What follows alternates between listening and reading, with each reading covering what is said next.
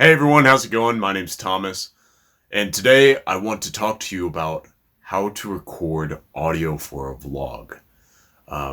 There's many different types of ways to record audio, and a lot of them you can feed off each other. I started learning back in high school, and I learned with music, but I now do it for film, and I've been doing it for film for about 7 years. And I want to transfer some of that knowledge to you. So, we're going to go over the very basics today. And if you have any questions, please leave a comment below. I'm going to make as many videos as I can to get as much knowledge into your head. So, what is sound? Sound is a wave that goes through the air, right? Sounds simple. But sound is actually energy. So anywhere that you find energy, anywhere that there's someone running, talking, a refrigerator running, anything mostly with movement, anything going through the air, if you drop something, that causes a lot of noise, right? So I don't want to get too deep into the physical, like the physics of sound or anything like that. But I do want you to understand the basics of just like, if there's something happening, if there's a bunch of people, there's going to be noise. If there's a bunch of things going on, ideally, you would be in a desert. Not even. So, when you're recording, you want things to sound accurate to where they're recording. So, if I'm in my room now, but you hear this, and this is happening behind me, it's going to sound really weird, and it's just going to sound off. So, okay, stop it. So, if we're at like a loud venue or something like that, and you hear a lot of noise in the background and you're kind of yelling over top of it, it makes sense as long as we can hear the content that's happening. So, when you're a vlogger, usually it's going to be you talking straight to the camera, something like this, right? So, in that case, say for the instance of like a loud concert, there's music and stuff happening. You just have to talk louder than it and maybe put some subtitles on your video. So, sound for film. So, I am in the world of film. I work on movies, commercials, things of that nature. And for that, I try and get the crispest, cleanest sound. So, I want to give you some of the basics. And maybe in some other videos, we can cover some other things. Okay? So I've been using the phone audio for that beginning portion. So I'm going to switch over to the lav now. So this is the lavalier mic. And I did something tricky, which you can hide it in plain sight by just having it, looks like a bee or something, having it right out of the frame, right? So if you want things to sound good, a lot of times it takes some practice and you got to play with it. I've had people ask me, should I record in stereo or mono? And the answer to that mostly is going to be in mono. A lot of film things we do in mono because we have one voice, right? Usually in music, you record stereo because you have two ears. And you hear a difference of like the drum track over here and the guitar track over here. But it would be weird if you had a podcast and you had your earphones in and you heard one voice in each ear. Or like if you drop one out and you would just hear half the conversation. So when you're doing sound for video, mostly you're going to do it in mono. So this is the lav mic. I have a Sanken COS 11. I have a couple of mics here that I want to show you what they sound like. So this is a Sanken COS 11. And I'm plugged into a Electrosonics wireless kit. And I'm running into a 633, Sound Devices 633 recorder. I have an AKG 214, and you can get this for around $400. This is known as the younger sister to the 414, which is about double the price. And this is good if you're going to record podcasts, voiceover, singing, stuff like that. But also, a cheaper option that everyone loves, and I'm sure you're aware of it, is an SM58. So these, I bought this one used for about $50, used, but you can get a brand new one for $100 plus tax or whatever. And this is, so I'm going to talk into this, and this is what this mic sounds like compared to the lavalier mic. So this is going to be the lavalier mic. Hey, my name's Thomas Wynn, and thank you for tuning into the channel. And then this is the SM58. Hey, this is Thomas Wynn. Thank you for tuning into the channel. So when you have more than one microphone, it just gives you options of where you can pull your sources from. Let's see here. Before I dive into that, this is a Sennheiser 416. This is a shotgun mic. I use this a lot for films, features. This is really great for wide shots. This is like a standard for anything exterior. This is about $1,000. Also have a Sennheiser MKH50. So this one actually, we'll do some tests later, but this one is known as a hypercardioid. So with microphones, they have different pickup patterns where depending on where you're speaking, it will pick you up or not. More on that later. So I'm going to go over some lav techniques for you because as a vlogger, you are most likely going to be talking straight to camera and hopefully wearing a wireless or a wired straight to the camera. This is, I get a lot of questions about how to wire people. Hey, if I'm wearing this, like where can I do this, and this other thing?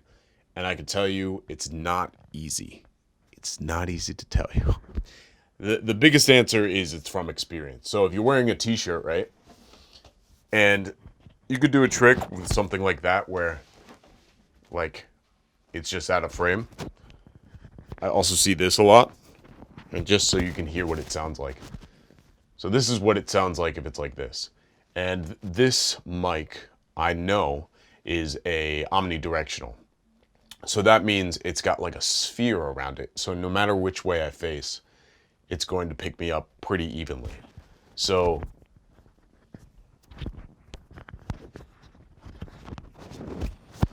actually, if it's here and I go this direction, this is what it's going to sound like. So it might actually, if I'm facing this direction and having a conversation with somebody over here, it might actually be better to put it on this side. That's something that you're going to have to play around with, and through experience, you're going to learn.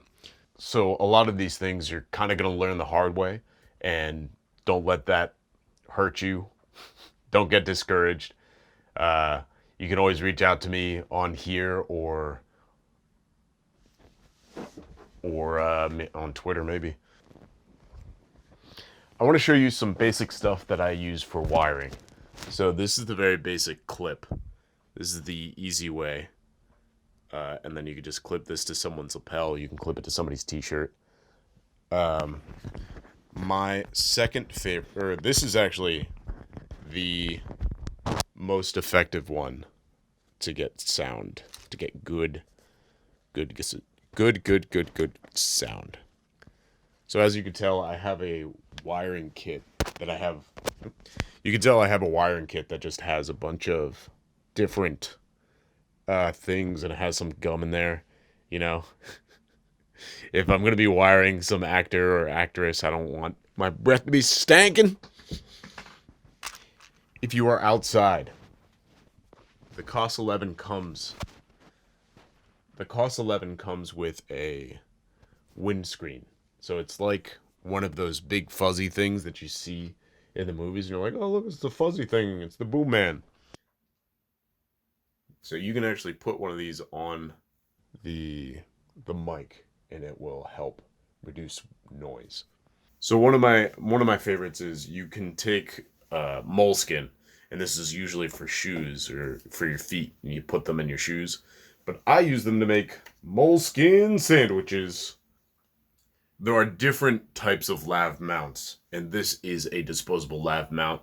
You can see it in here. Boop. So you just put it in there, and what that does is it prevents anything from touching the microphone and gives it like a little cushion. So if it moves around a little bit, it doesn't touch the mic and doesn't make as much noise. So you do this, and you sandwich it between two pieces of moleskin. Just make a little moleskin sandwich. I love sandwiches, you know? Feedback sandwiches, moleskin sandwiches. What happens is when you put this on somebody's skin, so you put, this is the sticky part, you put it on somebody's skin, and the moleskin actually will absorb some of the t-shirt noise, so it won't make any noise while you're walking around or anything like that. So that is the really, really great option.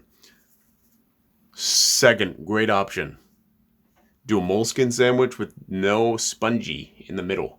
You can also do it with two pieces of tape, but I highly recommend moleskin. I think I've spent $11 on moleskin, and I've been doing this for about like 7 years, and I've never had to re-up. Like, you get a big sheet of moleskin, and you can just keep cutting pieces off. So this is very useful when you're shooting outside. These are undercovers. Undercovers are super, super healthy. Healthy. Undercovers are super, super helpful, especially when recording outside. So it's this fuzzy little thing, right? Coronavirus! Coronavirus! And what you do, get some double-sided tape. Don't worry, it comes with the pack. Stick that on there. And you take this fuzzy, you take the flat side, and stick it right on there. Another little fuzzy koala sandwich. So I'm going to switch to the lav mic. You can stick it on right on the chest. Right there, right?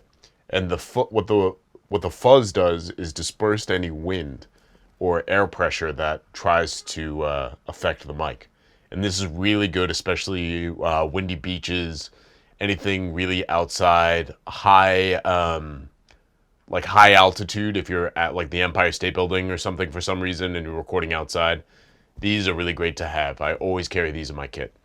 Now what I wanted to do is go over some different options for microphones.